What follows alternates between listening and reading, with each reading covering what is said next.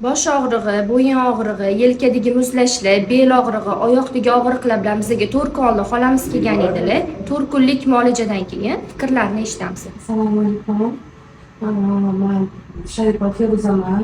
Yoshim 24 yosh. Butun tanamda og'riqlarim ko'p edi. Alhamdulillah sizlarni topdim.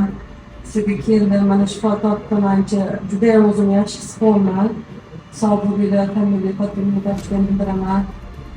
Doktorisi Alloh ishinglarni rivojini bersin. Judayam sizlarni topganimdan xursandman. Albatta judayam ko'nglim to'ldi.